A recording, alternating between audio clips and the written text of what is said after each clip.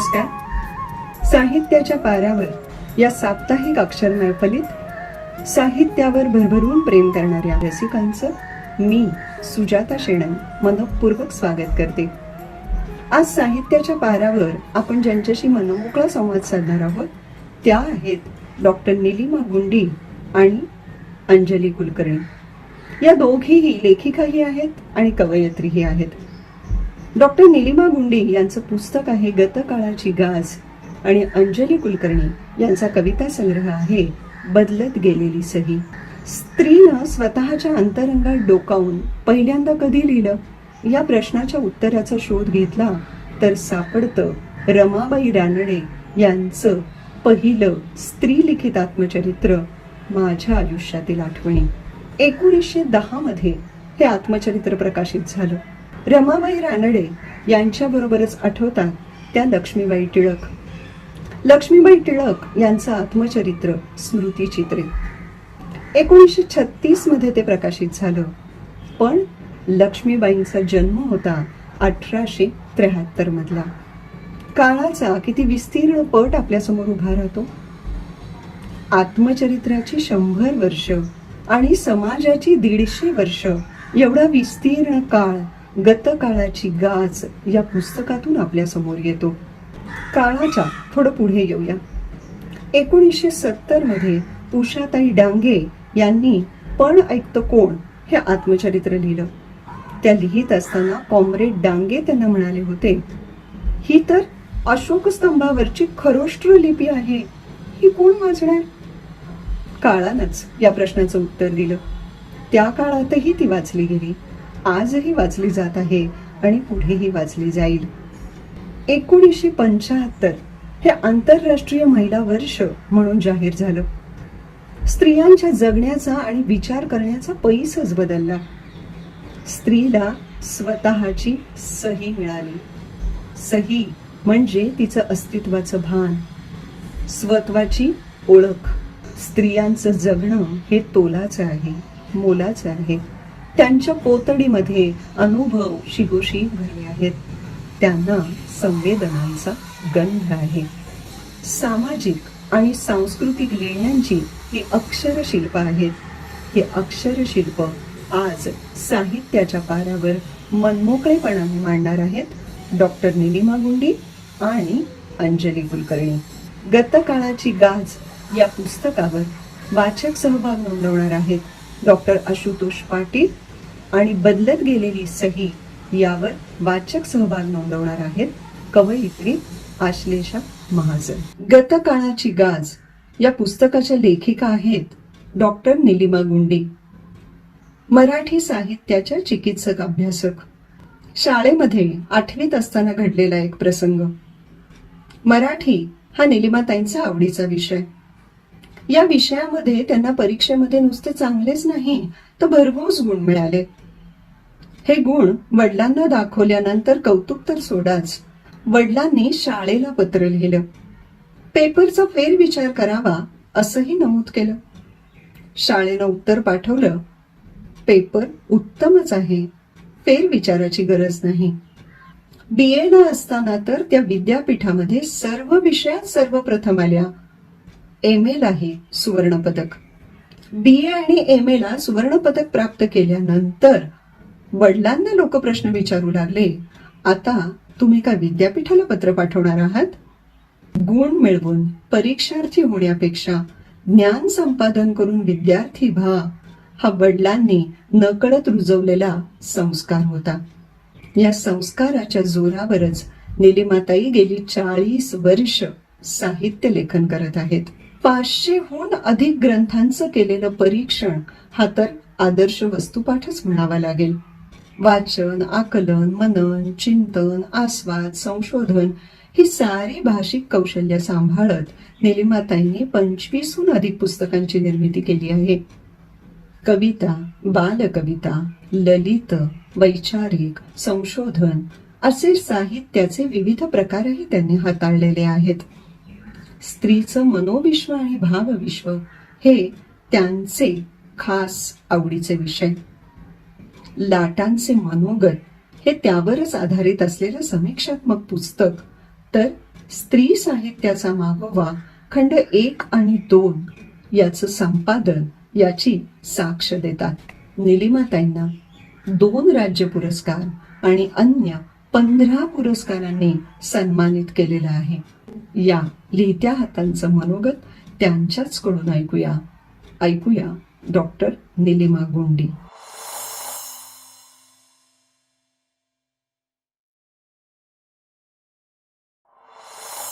नमस्कार, मी निलिमा गुंडी. गतकाळाची गाद्या माझ्या पुस्तकाविषयी मी बोलते आहे. या पुस्तकातनं मी स्त्रियांच्या आत्मकथनांमधून घडणाऱ्या सामाजिक संक्रमणाचं दर्शन घडवलं आहे. मराठीतलं स्त्रियांच्या आत्मकथनांचं दालन खूप समृद्ध आहे. इतकंच नाही तर हिंदीमध्ये स्त्रीलिखित आत्मकथनांची परंपरा सुरू करायला प्रेरक ठरलेलं आहे. अशा या आत्मकथनांचा अभ्यास झाला आहे, पण अनेकदा तो सुटेपणाने झालेला आहे. एखाद्या कलाकृतीचा, रचित एखाद्या प्रवाहाचा असा अभ्यास झाला आहे. या समग्र साहित्य प्रकाराचा तिरपा छेद घ्यावा असं मला वाटलं. याला एक वैयक्तिक कारण आहे. माझी आई तिच्या शालेय शिक्षणात आलेल्या अडचणी आम्हाला नेहमी सांगायची. मोठी झाल्यावर मला लक्षात आलं साहित्याचा अभ्यास करताना की आईच्या त्या अनुभवांना एक सामाजिक परिमाण आहे आणि त्या दृष्टिकोनातनं मी स्त्रियांची आत्मकथनं वाचायला लागले. रमाबाई रानडे यांच्या माझ्या आयुष्यातील काही आठवणी या पुस्तकाच्या शताब्दीनिमित्त माझ्या त्या अभ्यासाला सुरुवात झाली आणि त्यातून हे पुस्तक सिद्ध झालं आणि महूत प्रकाशनाने ते प्रसिद्ध केलं. मी त्यासाठी सुमारे 200 पुस्तकं वाचली. वेगवेगळ्या वयाच्या, वेगवेगळ्या जातीधर्माच्या, वेगवेगळ्या सामाजिक आर्थिक स्तरातल्या स्त्रियांचे अनुभव त्यातनं समोर आले. काही लेखकांचा उल्लेख करते.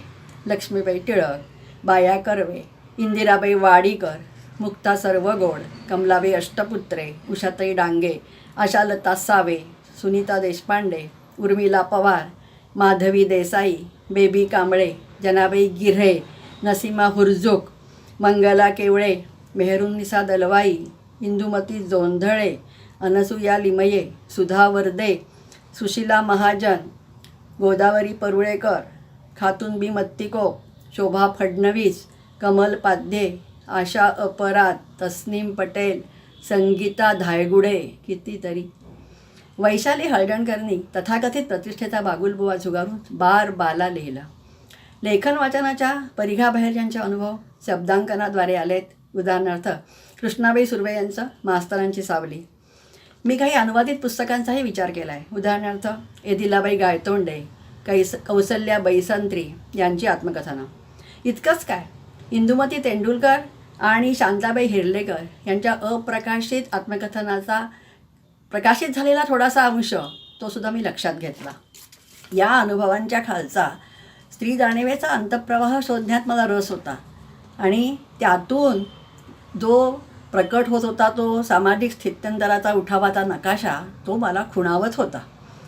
मुळात समाज बदलतो म्हणजे काय? अनेक व्यक्ती कधी एकट्यात तर कधी एकत्रितपणे संघर्ष करत असतात, त्या परिस्थितीला वाकवतात. त्यामुळे या आत्मकथनांमध्ये इतिहास घडवणारी सामग्री आहे आणि मला ती बारकाईनं उलगडून पाहिजे होती. स्त्री पुरुष समतेच्या टप्प्यावर आज आपण आहोत. हा बिंदू काळ आणि परिस्थितीच्या संमिश्र नातेसंबंधातनं कसा आकाराला आला याविषयी मला कुतूहल होतं. शांताबाई कांबळे यांचं माझ्या जन्माची चित्तरकथा हे पुस्तक 1986 मधलं आहे. ते वाचून पु ल देशपांडे यांनी त्यांना पत्र लिहून कळवलं होतं समाज प्रबोधनाचं, ज्योतिबांचं कार्य, बाबासाहेबांचं कार्य ह्याबद्दल विद्वत्ता प्रचूर चर्चा होत असते, ती व्हायलाही हवी. पण ही थोर माणसं समाजातल्या तळागाळापर्यंत कशी पोहोचली होती याचं मनाचं ठाव घेणारं जिवंत उदाहरण पाहायचं असेल तर ह्या चित्तरकथेसारखी आत्मचरित्र पाहावी लागतील. याच सामाजिक दृष्टिकोनातनं मी अभ्यास केला आहे आणि स्त्रियांची भावस्पंदनं टिपली आहेत. हे पुस्तक लिहिताना मी एकेका आत्मकथनावर भर दिला नाही. 14 प्रकरणांमधून मी वेगवेगळ्या सूत्रांनिशी सर्व आत्मकथनांचा एकत्रित शोध घेतला. स्त्रीचं शिक्षण कसं झालं, ती कशी अडथळ्यांची शर्यत होती हे पहिल्या प्रकरणातनं समोर येतं. स्त्रीने स्वतःशी, प्रसंगी घराशी आणि समाजाशी संघर्ष केला. त्या संघर्षाचा सामूहिक स्वरूपात जो ठसा उमटला त्यातनं एक सामाजिक स्थित्यंतर अनुभवता आलं. स्त्रीचं स्त्रीशी असलेलं नातं काळाच्या ओघात कसं बदलत गेलं याचा शोध मी एका प्रकरणात घेतला आहे. खरं तर सासू सून या नात्यातले ताणतणाव पांढरपेशा वर्गाप्रमाणे परिघावरच्या वर्गातही होते. स्त्री शिक्षणानंतर मात्र त्यात हळूहळू बदल झालेले दिसतात. स्त्रीला स्त्रीचे मनोभाव वाचता येणं ही भगिनीभाव या संकल्पनेतली पहिली पायरी आहे. त्यातून स्त्रीत्वाचा सामाजिक बंध रुजू शकतो आणि ते इथे घडताना दिसतंय. स्त्री पुरुष नात्याचा पोत कसा बदलत गेला ह्याचाही शोध मी घेतला. त्यासाठी 2 प्रकरणं लागली, कारण शब्द संवेदन आणि स्पर्श संवेदन हे या नात्यातले महत्त्वाचे बंध आहेत. स्त्रीच्या भावजीवनात शब्द आणि आठवणी यांना खूप नाजूक स्थान आहे आणि ते लक्षात न आल्यामुळे या नात्यात विसंवाद दिसतो. आणि त्याविषयीची वेदना प्रथितयश पुरुषांच्या गृहिणींनी जशी व्यक्त केली आहे तशी प्रेयसींनीसुद्धा व्यक्त केलेली आहे. 1975 नंतर स्त्रीमुक्तीच्या पर्वात पर्सनल इज पॉलिटिकल ही घोषणा केली गेली. त्यामुळे अनेक जणी धीर एकवटून आपले खाजगी अनुभव व्यक्त करायला लागल्या. मल्लिका अमरशेख यांनी सत्याचं विषारी फुलपाखरू मोठ्या जोखमीनं शब्दांच्या चिमटीत धरायचा प्रयत्न केला. ह्या सगळ्या दुःखांचा लसावी काढला ना की त्याला एक सामाजिक परिमाण लाभतं. काही जणींनी आपल्या म्हणजे पांढरपेशा वर्गातल्या तळघरातले जे अंधारे कोपरे आहेत ना ते सुद्धा उजेडात आणले. स्पर्श व संवेदन हाही एक नाजूक विषय.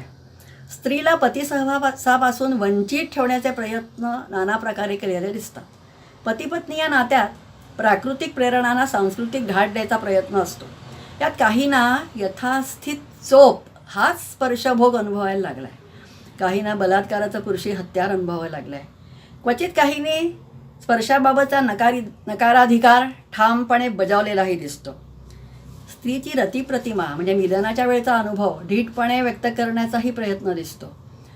स्पर्शाबाबतची नवीन संवेदनशीलता दिसते. कशी तर व्यवसायामुळे स्त्रीला परपुरुषाशी करावा लागणारा जो स्पर्श आहे त्याबाबतची दडपणं हळूहळू कमी होताना दिसतात. स्त्रीचा आतून उमलणारा आत्मभान आणि त्या जोडीला जागं होणारं समाजभान कसं विकसित होत गेलं याचाही प्रत्यय अनेक आत्मकथनांमधून येतो. शांताबाई कांबळे यांनी अस्पृश्यता पाळणाऱ्या कासारणीला दिलेला धडा, उर्मिला पवार यांनी स्वतःच्या सिंधूशी केलेला संघर्ष, सुशील पगारिया यांनी डायरी लिहू नकोस हे फरमान न जुमानणं, विमल मोरे यांनी पालावरचं कठीण वास्तव स्वीकारत विकासाचा मार्ग चोखाळणं, कितीतरी उदाहरणं आहेत. मथू आटले यांना तर सनातनी समाजाशीच संघर्ष करावा लागला, कारण त्या विधवा असताना नर्सचं काम करत होत्या. नलिनी लढके यांनी वडिलांची अखेरची इच्छा प्रमाण मानून जातीच्या लोकांना दारू आणि जेवण मिळणार नाही हे प्रत्यक्षात आणलं आणि त्यासाठी आईशी संघर्ष केला. पार्वतीबाई भोर यांनी घराबाहेर पडू देण्यासाठी अन्न सत्याग्रह केला. किती उदाहरणं आहेत. अशी माझघरातल्या स्त्रियांची जी बंड असतात ना ती इतिहासात नोंदवली जात नाहीत, पण घराचा अवकाश लवचिक होण्यासाठी त्यांचा नक्कीच उपयोग होतो. भिन्न जातीधर्माच्या स्त्री पुरुषांचं सहजीवन हाही एक सांस्कृतिकदृष्ट्या नाजूक असा विषय. शांतादेवी परदेशी तडवी, शीलवती केतकर, एदिलाबाई गायतोंडे, यशोदाबाई पाडगावकर, आशा भेंडे, सुनीता अरळीकर अशा अनेक जणींनी याबाबतचे आपले अनुभव प्रांजळपणे सांगितले आहेत. एका प्रकरणात मी स्त्रियांच्या भाषेतल्या बदलांचाही आढावा घेतला आहे. वेगवेगळ्या जीवनचित्रांमधला स्त्रीचा वावर तिला शरीरकेंद्री विचारसरणीतनं बाहेर पडायला कसा मदत करणारा ठरला याचाही मला विचार करता आला आहे. ह्याची खूप उदाहरणं आहेत आणि त्यातनं खंबीर स्त्रीचं प्रतिमान समोर उभं राहतं. काही आत्मकथनांमधून तत्कालीन समाजचित्रण प्रत्येकारी शब्दात वाचायला मिळतं. बेबी कांबळे, उर्मिला पवार, आनंदीबाई शिर्के, यशोदाबाई जोशी, सरस्वतीबाई अकलूजकर, लीला मस्तकार रेळे यांचं लेखन ठसठशीत आहे. बेबी कांबळे यांनी भीमवाऱ्याची झुळूक आल्यावर वस्तीमध्ये झालेल्या सुधारणा बारकाईनं टिपल्या आहेत. महात्मा फुले, आगरकर, न्यायमूर्ती रानडे, महर्षी कर्वे, डॉक्टर बाबासाहेब आंबेडकर, कॉम्रेड डांगे अशा नेत्यांच्या प्रभावाचं दर्शनही त्यातनं घडतं. त्या काळच्या चालीरीती, दंगे धोपे, रोगराई, आंदोलनं, तुरुंगवास यातलेही अनुभव वाचायला मिळतात. जातीय वर्गीय ताण तणावांचं चित्रण दिसतं, तसंच सामाजिक अभिसरणाचंही चित्रण दिसतं आणि सांस्कृतिक सहिष्णुतेचंही दर्शन घडतं. कुटुंब व्यवस्था, धर्मव्यवस्था, समाजव्यवस्था यात सूक्ष्मपणे कसे बदल होत गेले याचं एक चलत चित्रण त्यात दिसतं. स्त्रीच्या स्मरणरंजनाच्या नव्हे तर स्मरण संजीवनाच्या म्हणजे आठवणीतनं बळ गोळा करण्याच्या प्रवृत्तीचा त्यातनं जो प्रत्यय येतो ना तो चकित करणारा आहे. या आत्मकथनांच्या वरची जी दृश्य अदृश्य नियंत्रणं आहेत त्यांचासुद्धा विचार मी एका प्रकरणात केला आहे. तौलनिक स्त्रीदृष्टी आणि स्त्रीवादी समीक्षा दृष्टी यांचाही मी उपयोग करून 2 प्रकरणं लिहिली आहेत. इतक्या तऱ्हेने विचार करावा असं रसरशीत अनुभवद्रव्य यात आहेच. त्या अनुभवातनं आपल्याला ज्ञानाचे कण वेचता येतात. मात्र त्यासाठी आडवा उभा म्हणजे संश्लेषणात्मक आणि विश्लेषणात्मक असा दुपेडी अभ्यास करावा लागतो. आणि मग स्त्री समाजातली जी स्त्रीची प्रतिमा आहे आणि पुरुषाची प्रतिमा आहे त्या प्रतिमांच्या पुनर्बांधणीसाठी त्यातनं मर्मदृष्टी नक्कीच मिळते. अर्थात आपल्या वाचकांची सुद्धा आत्मलेखन वाचनाच्या मागची जी दृष्टी आहे ती प्रगल्भ होण्याची गरज आहे. त्यांना अर्कदृष्टी स्वीकारता येण्याची खूप गरज आहे.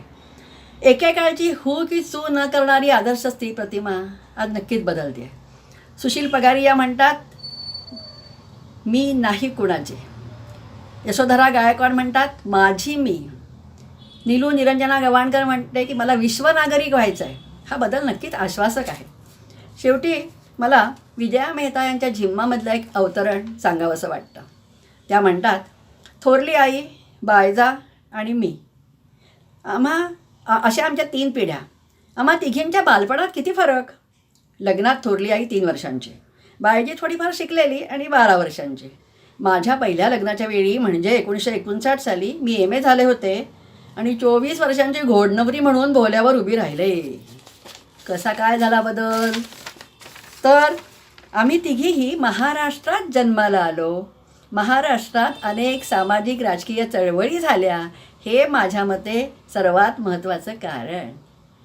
म्हणजे विजयाबाईंच्या मते हा महाराष्ट्राच्या प्रबोधन परंपरेचा परिपाक होता आणि ते खरंच आहे. म्हणूनच ही गतकाळाची गाज आपण कान देऊन ऐकायला पाहिजे. धन्यवाद. गतकाळाची गाज या पुस्तकावर वाचक सहभाग नोंदवणार आहेत डॉक्टर आशुतोष पाटील. आशुतोष पाटील कवयित्री बहिणाबाई चौधरी उत्तर महाराष्ट्र विद्यापीठात मराठी विभागात सहयोगी प्राध्यापक म्हणून कार्यरत आहेत. या विद्यापीठाच्या मराठी अभ्यास मंडळाचे निमंत्रित सदस्य व डॉक्टर बाबासाहेब आंबेडकर मराठवाडा विद्यापीठाच्या पदव्युत्तर मराठी अभ्यास मंडळात निमंत्रित सदस्य म्हणून त्यांनी काम केलं आहे. डॉक्टर आशुतोष पाटील यांची विशेष ओळख म्हणजे कवितारती या राष्ट्रीय पातळीवरील वाङ्मयीन द्वैमासिकाचे ते संपादक आहेत. स्वतः लेखक असलेल्या डॉक्टर आशुतोष पाटील यांची कविता, संदर्भ आणि दृष्टिकोन, शोध, स्त्री प्रतिमांचा ही पुस्तके प्रकाशित झाली आहेत. त्यांनी संपादित केलेलं स्त्रीलिखित साहित्य, संदर्भ आणि चिकित्सा हे पुस्तक विविध पुरस्कारांनी सन्मानित झालं आहे. प्राध्यापक, लेखक आणि संपादक अशा विविध भूमिकेत कार्यरत असणारे डॉक्टर आशुतोष पाटील आपला वाचक सहभाग नोंदवतील. साहित्याच्या पारावर या ग्रंथालीने आयोजित केलेल्या ऑनलाईन कार्यक्रमामध्ये आज आपण गतकाळाची गाज या निलिमा गुंडी यांच्या पुस्तकाचा एक परिचय करून घेण्याचा प्रयत्न करणार आहोत. गतकाळाची गाज हे निलिमा गुंडी यांनी सिद्ध केलेलं पुस्तक स्त्रीलिखित आत्मकथनांची बहुआयामी चिकित्सा करणारं पुस्तक आहे हे पाहता क्षणीच आपल्या लक्षात येतं. तुमच्या, माझ्या, आपल्या सगळ्या भोवतालामधल्या गेल्या 5-6 पिढ्यांमधल्या स्त्रियांच्या जगण्याचा आत्मस्वर टिपण्याची भूमिका या पुस्तकाच्या निर्मितीमागे आहे हे पुस्तक वाचताना पहिल्यांदा लक्षात येतं. म्हणजे स्त्रीच्या जगण्यामध्ये वैयक्तिक, व्यक्तिगत स्तरावरती तर बदल होतच गेले, पण कौटुंबिक, सामाजिक या स्तरांमध्ये देखील जे बदल झाले, जी स्थित्यंतरं झाली, त्या स्थित्यंतराच्या प्रक्रियेची गती, तिची लय, तिची अर्थवत्ता आणि त्या स्थित्यंतराची प्रभाव क्षमता जाणून घेणारा हा स्त्रीलिखित आत्मकथनांचा अभ्यास आहे. म्हणजे एकूणच आपल्या सामाजिक स्थित्यंतराच्या प्रक्रियेचं स्त्रीदृष्टीतून केलेलं पुनर्वाचन, त्याचं अर्थनिर्णयन आणि त्या दृष्टीने केलेली मांडणी, अशी ही सगळी विशिष्ट सूत्रांच्या अनुरोधाने झालेली मांडणी या पुस्तकामधून आपल्याला वाचायला मिळते असं आपल्याला दिसतं. म्हणजे मी असं म्हणेल की स्त्रीलिखित आत्मकथनांचा स्त्रीदृष्टीतून केलेला विश्लेषणात्मक अभ्यास, स्त्रीचं आत्मभान, तिचं समाजभान, तिचा राजकीय प्रवास, तिला खुल्या झालेल्या नव्या वाटा, तिच्यासमोर उभी ठाकलेली नवीन आव्हानं, अशी सगळी सूत्र केंद्रस्थानी ठेवून तिचं पती, संसार, मुलं कुटुंब, नातेगोतं या संबंधीचं तिचं जे भावविश्व आहे, अनुभवविश्व आहे, त्याचा अन्वयार्थ नेमका तिच्या दृष्टिकोनातनं समजून घेण्याचा प्रयत्न केलेला आहे. म्हणजे पुरुषाच्या पतीच्या दृष्टिकोनातनं त्या भावजीवनाचा रेटा हा पुढे जात असतो, पण त्याच्याबद्दल ती स्त्री विचार काय करते हे त्या आत्मकथनांमधून कसं आलेलं आहे याचा नेमका उलगडा त्यांनी अनेक ठिकाणी केलेला आहे असं आपल्याला दिसून येतं. स्त्रियांच्या भाषेचा मुद्दा आपल्याला लक्षात घेता येईल. मुळामध्ये स्त्रियांची आत्मकथनं ही स्त्रीच्या भाषेचा अन्वयार्थ लावण्यासाठी अतिशय महत्त्वाचा दस्तऐवज आहे. आणि निलिमा गुंडी यांनी या पुस्तकामध्ये मौखिक संस्कृती आणि कलात्मक निर्मिती या शीर्षकाखाली जे प्रकरण लिहिलेलं आहे त्याच्यामध्ये तर हा मुद्दा खूपच आपल्याला टोकदारपणे लक्षात येतो की स्त्री भाषेची वैशिष्ट्यपूर्णता ही या स्त्रीलिखित आत्मकथनांमधून आपल्याला कशी शोधता येते आणि त्याच्यामधनं या स्त्रीलिखित आत्मकथनांचा वाङ्मयीन आणि भाषिक दस्तऐवज म्हणून असणारा महत्त्वाचा भाग जो आहे तो आपल्याला या ठिकाणी लक्षात घेता येतो. व्यक्तिगत, कौटुंबिक आणि सामाजिक पातळीवरील स्त्रीच्या अभिव्यक्त होण्याला जो मुक्त अवकाश उपलब्ध व्हायला पाहिजे तसा तो अजूनही उपलब्ध झालेला नाही. तर तो मुक्त अवकाश विस्तारण्याची धडपड या स्त्रीलिखित आत्मकथनांमधून कशा पद्धतीने जाणवते याचंही दर्शन निलिमा गुंडी यांनी या ठिकाणी घडवलेलं आहे. या पुस्तकामधला चा विचार करताना एक अभ्यास म्हणून या पुस्तकाचं महत्त्व जे आहे ते त्याच्यामध्ये या स्त्रीलिखित आत्मकथनांमधील वेगवेगळी अवतरणं दिलेली आहे. अनेक संदर्भ त्यांनी वापरलेले आहेत त्या आत्मकथनांमधल्या प्रसंगांशी संबंधित, व्यक्तींशी संबंधित, मांडणीशी संबंधित आणि त्यांचा अन्वयार्थ लावताना आणि या सगळ्यांमधून विशिष्ट सूत्रांचा त्यांनी केलेला नेमका उलगडा या सगळ्या मांडणीला एक अतिशय महत्त्वाचं स्वरूप प्राप्त करून देतं. आणि म्हणून स्त्रीलिखित आत्मकथनांच्या आजवर झालेल्या अभ्यासाच्या मांडणीला नव्या दिशा प्रदान करणारं आणि काही नवीन सूत्र देऊन या अभ्यासाला येणाऱ्या काळामध्ये अधिक सूक्ष्मदर्शी, मर्मदर्शी करण्याचा प्रयत्न करणारा हा अतिशय महत्त्वाचा दस्तऐवज आहे असं मला या ठिकाणी आवर्जून नमूद करावंसं वाटतं. धन्यवाद. स्त्रीवादी लेखिका व कवयित्री म्हणून स्वतःचा ठसा उमटवलेल्या अंजलीताई कुलकर्णी साहित्य आणि कायदा या दोन्हीच्याही त्या अभ्यासक आहेत. कवितेपासून सुरू झालेला त्यांचा प्रवास वैचारिक, ललित, संपादन, चरित्र अशा साहित्याच्या विविध प्रांतात बहरतच गेला. कविता लिहायला सुरुवात केली पण कविता संग्रह आला नव्हता. तरीही ज्येष्ठ गझलकार सुरेश भट यांना त्यांच्या कविता इतक्या आवडल्या होत्या की त्यांनी नागपूरच्या लोकमत वर्तमानपत्रामध्ये त्याला प्रसिद्धी दिली. नुसती प्रसिद्धीच दिली नाही तर तुझा मुक्तछंद झळझळीत आहे अशी कौतुकाची थापही दिली. संबद्ध हा अंजलीताईंचा कविता संग्रह. त्याला भगिनी निवेदिता प्रतिष्ठानचा पुरस्कार लाभला होता. पुरस्कार वितरण कवी शंकर वैद्य यांच्या हस्ते झालं.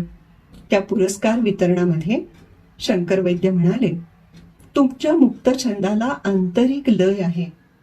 ती लय इतकी छान आहे की या मुक्तछंदाला सुद्धा चाल लावता येईल.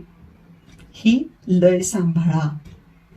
अंजलीताईंना 2 छंदोबद्ध कवींनी मुक्तछंदाला दिलेली दाद ही कुठल्याही पुरस्कारापेक्षा मोठी वाटते. कवितेवर प्रेम करणाऱ्या अंजलीताईंनी अस्वस्थ शतकाच्या कविता हे पुस्तक संपादित करून इतर कवींची कविताही रसिकांसमोर आणली.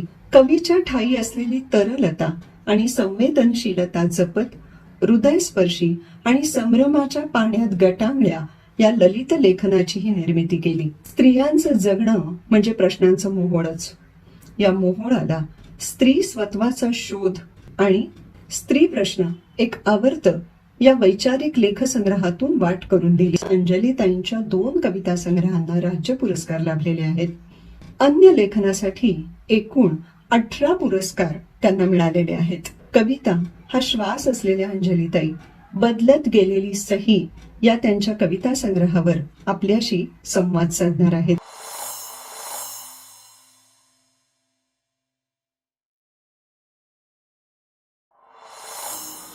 सर्वांना नमस्कार. मी अंजली कुलकर्णी. सर्वप्रथम ग्रंथालय आयोजित साहित्याच्या पारावर या उपक्रमामध्ये मला सहभागी करून घेतल्याबद्दल ग्रंथालयाच्या लतिका भानुशाली आणि मराठीतल्या समीक्षक प्राध्यापक सुजाता शेणई या माझ्या दोन्ही मैत्रिणींचे मी मनापासून आभार मानते.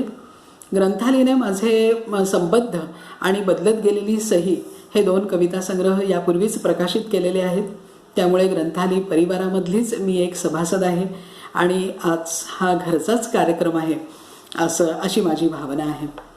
मुळामध्ये मी कविता लिहायला लागले ते माझ्या एका अंतर्मुखतेचा कोश फोडून व्यक्त होण्याच्या आत्यंतिक गरजेमधून. जगण्याला विविध पातळ्यांवरून भेडताना स्त्री म्हणून असलेल्या अनुभवांविषयी एक सतत विचारतरंग मनामध्ये येत राहिले.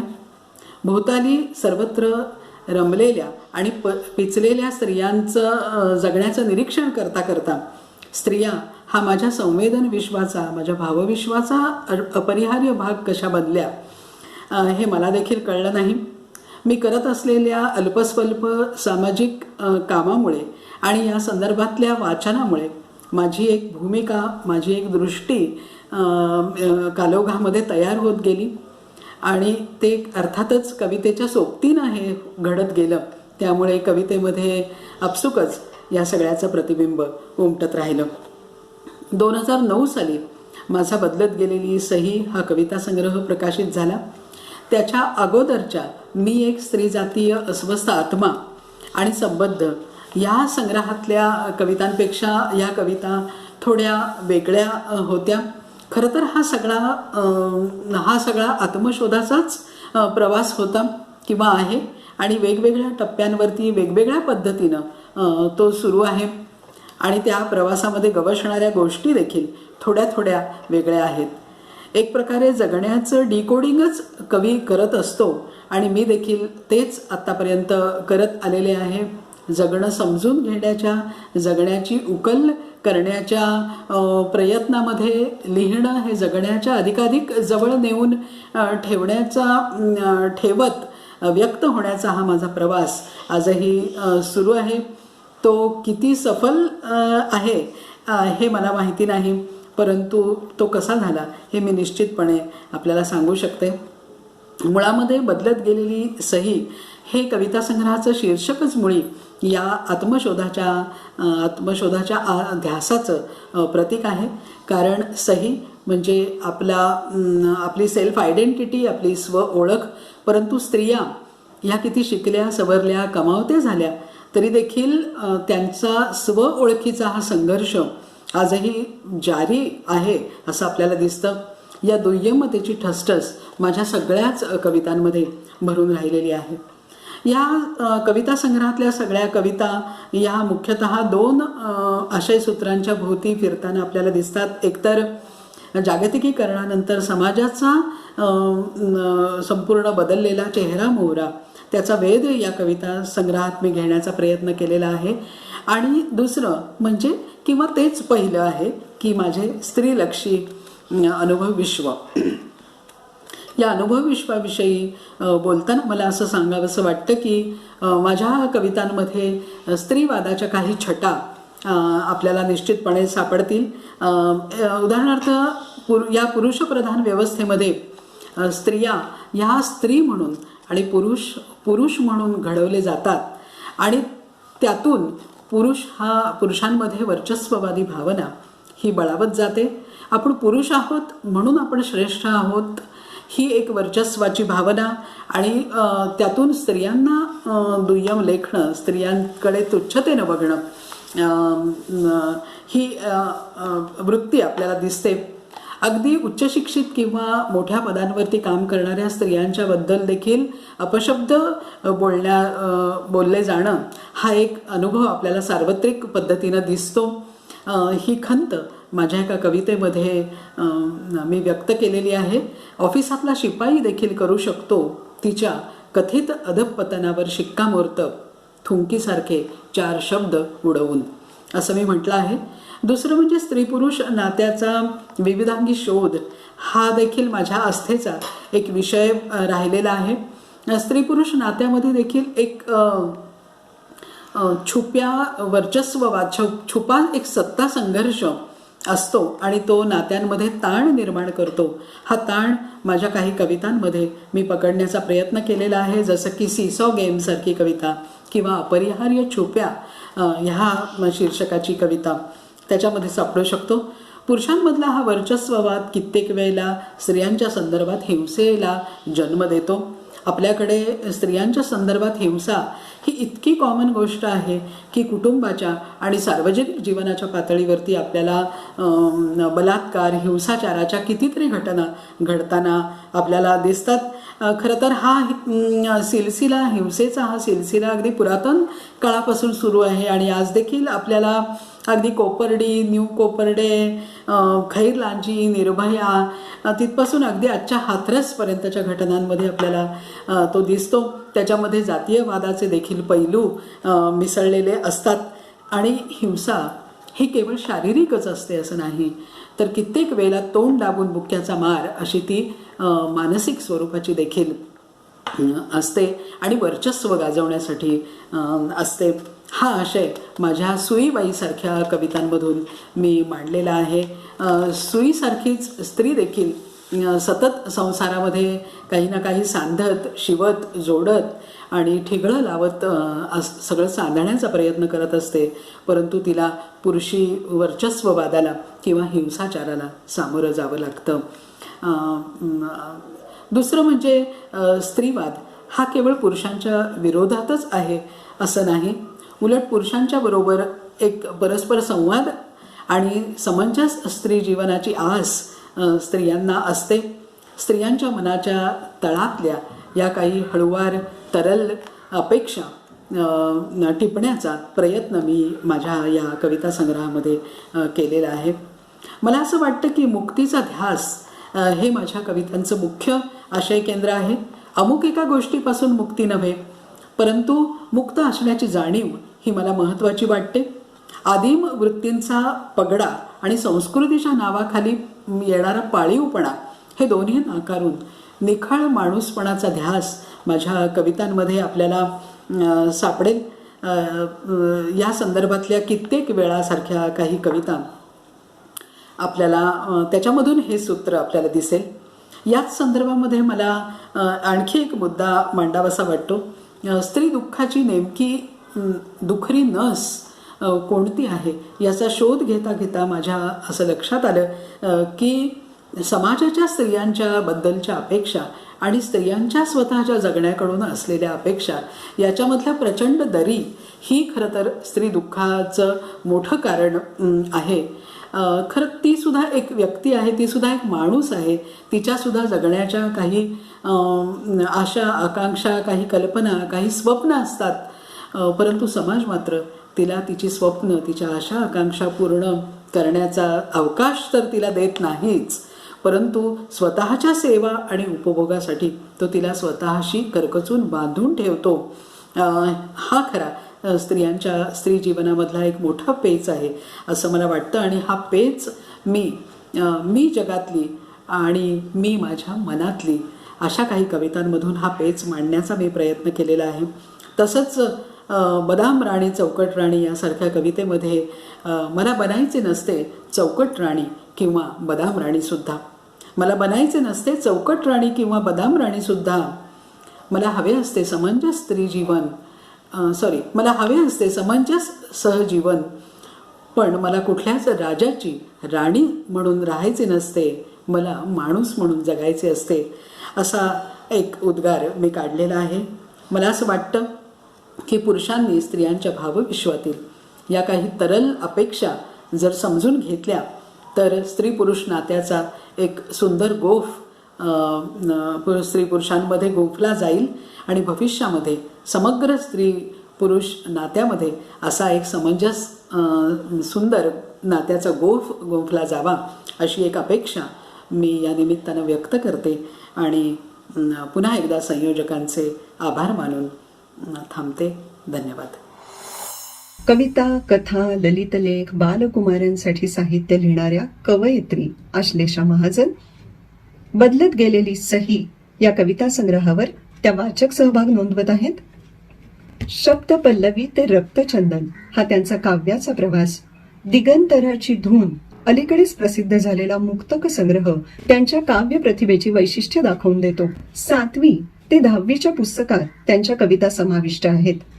लेखक तुमच्या भेटीला यातून विद्यार्थ्यांशी संवाद तर साधतातच, पण संभाषण कसं करावं याचंही अप्रत्यक्ष शिक्षण देतात. स्त्री जीवनाचा शोध आपल्या कवितेतून घेणाऱ्या आश्लेषा महाजन 17व्या गोमंतक महिला साहित्य संमेलनाच्या अध्यक्षही होत्या.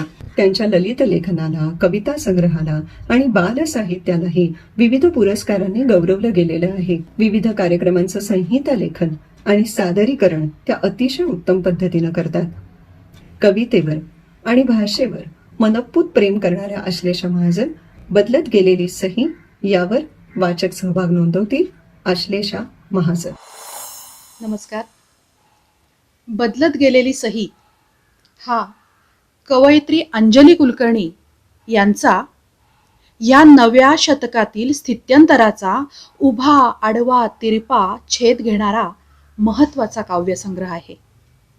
सध्याच्या जागतिकीकरणाच्या रेट्यामध्ये, कॉर्पोरेट विश्वाच्या मायाजालामध्ये, व्यक्तीचे वस्तूकरण करणाऱ्या बाजारीकरणामध्ये आणि एकूणच सामाजिक राजकीय उन्मादांमध्ये माणूस स्वतःची ओळख, स्व अस्तित्व हरवत चालला आहे.